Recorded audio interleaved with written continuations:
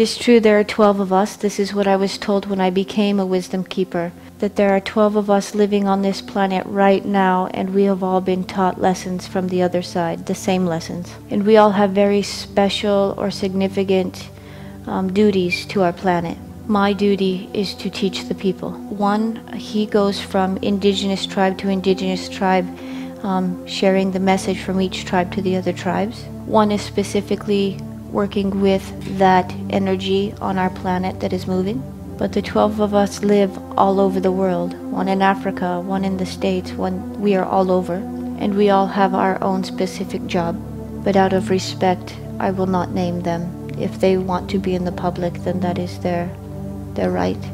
And we talk on the telephone or meet in meetings, or we use what is called our window. And I call it my picture show, but a screen will open and we talk back and forth. And it's very interesting because we will experience what the other person is experiencing. We use crop circles to know exactly when something is going to happen. We literally use them as a map for times and dates and what degree on a map or what degree on planet Earth something is going to arrive. So we use crop circles a lot to tell us where to go. And for instance, these spirals that we've been seeing in the sky all over the world now, have been seen all over the world. There are crop circles that tell us when they're going to be, what date they're going to be on, and where exactly they will go. We read these, we go to that place and wait, and then it happens. So we use them as maps.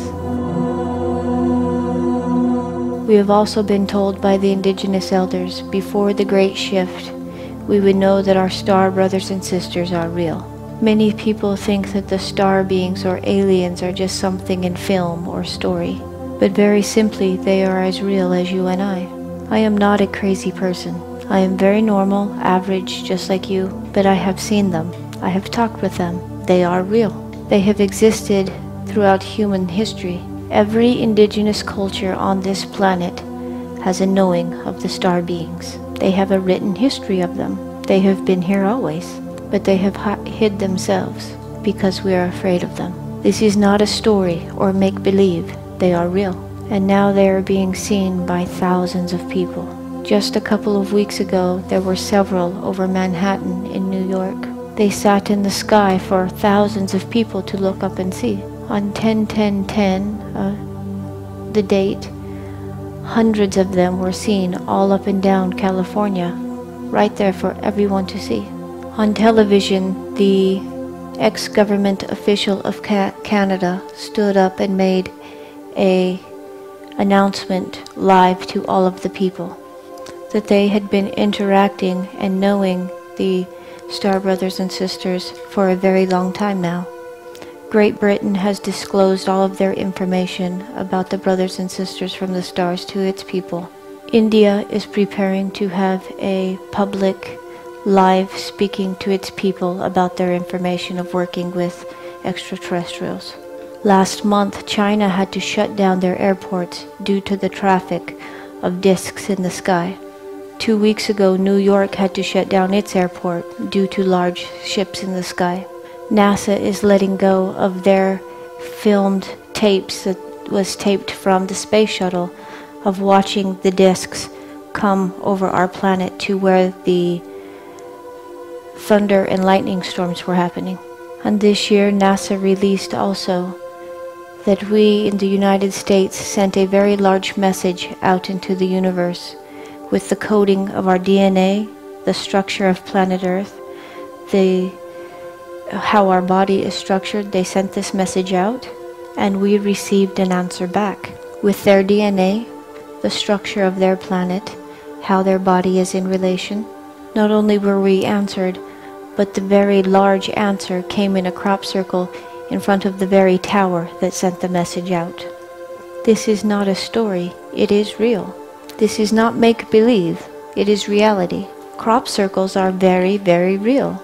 We, the wisdom keepers, look at crop circles that tell us in the shape of the moon what day and time the next spiral is coming. So there are different ways that we can be in the heart and live from the heart. One is to be in that good open heart space. And there are some things that we can physically do as well. We have taken and used crystals for a very long time, and now it is time to give back. Crystals are very, very powerful. Crystals have the ability to hold and retain vast amounts of energy and knowledge. Do you know the smallest crystal can run the largest computer in the world? And this is why when the Atlanteans started to lose their homeland and they left and went to different parts of the world, the one thing they took with them were their sacred crystals. They took with them very, very sacred crystals full of knowledge, love and light, and the 13 crystal skulls. And now these crystal skulls are all over the planet and they are coming back together. It is a very big and very important prophecy that before the world changes and goes through the great shift, these 13 crystal skulls will be brought together.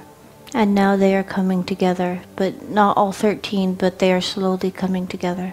And it is said when the 13th one is put together, that all of their knowledge and all of their love will be brought to planet Earth. They are real, I have seen them, and they are not made by human hands.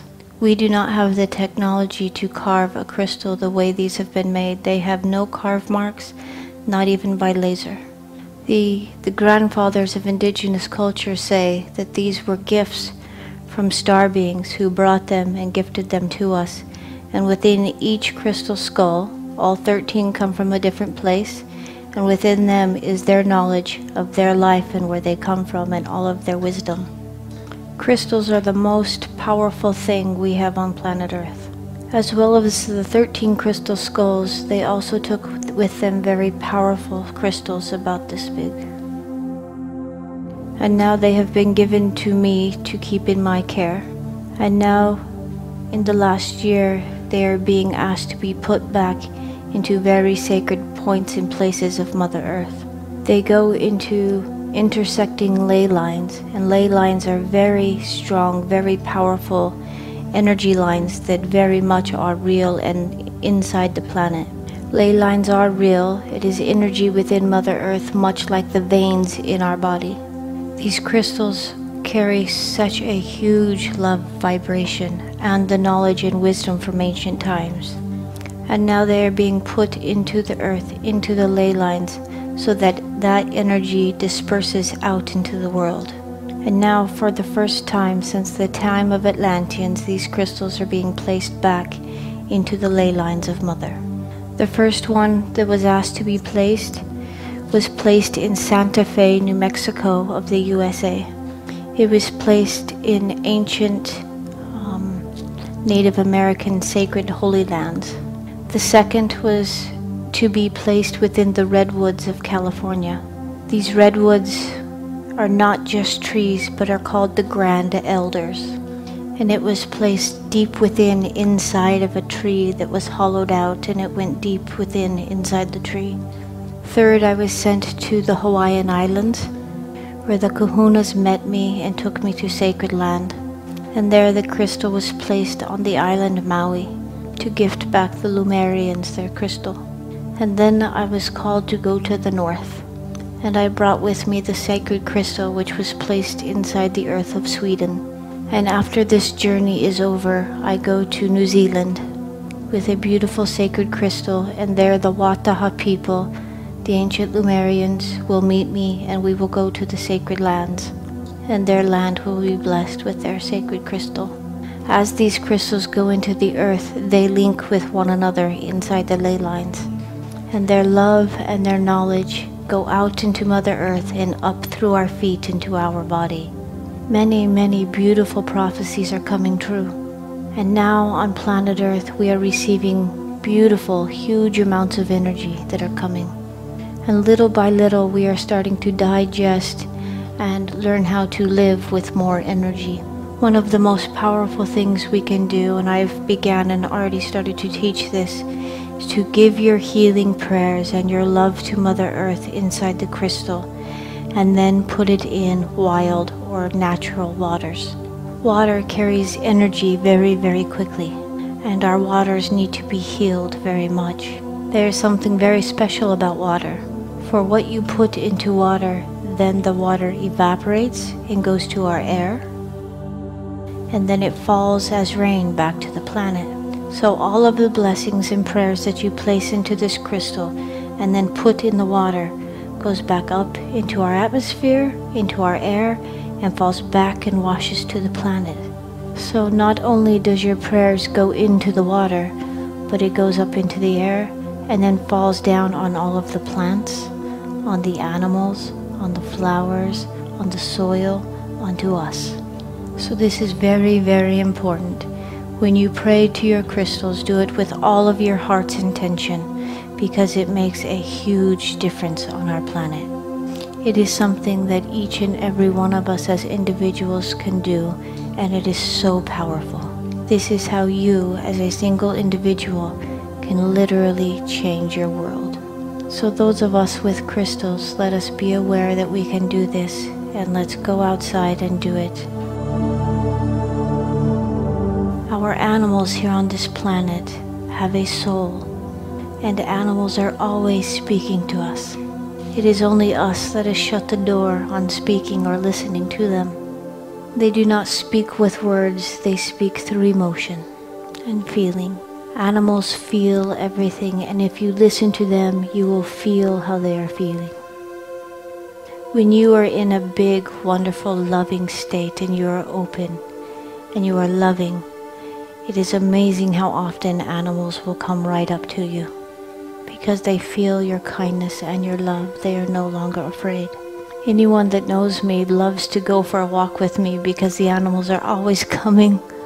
In California, when we did the redwoods crystal ceremony, we had to walk through the forest. And very soon a whole herd of elk came and surrounded me.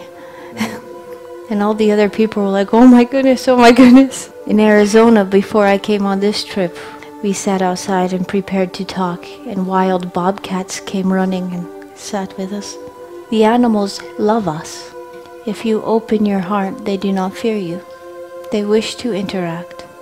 Animals have been my best friends since I was very, very small. When I lived in the forest alone since about 8 years old till about 12 years old, animals are who took care of me. A little fox used to come and bring me food, and my best friend was a great horned owl. When I would run away from home after something bad would happen, I would run to the wilderness, and he would always be up ahead, flying with me. And he would always bring me mice to eat. And so I would pretend to eat it. And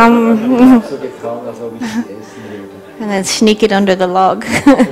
And one day I was at home and I went out to be with the horses, and I heard a big whoosh noise. And I turned around and he flew right into my chest. And I held him and I felt his last 2 heartbeats. And he died there in my chest. And when I went to remove him, his talon was stuck in my heart. And so I carry him around with me always. Animals love us very much. All we have to do is open our hearts to them. There are some very, very special animals living on our planet. There are 3 animals that live on our planet that hold more love and light energy than any human being. Dolphins, whales, and elephants. They are so wise and so beautiful and so full of love. It is true, their energy is higher than humanity's, and they are keeping a high vibration on our planet. And when they die, that energy dies. That is why it is so tragic when the whales die, or when an elephant is killed. They are so sacred.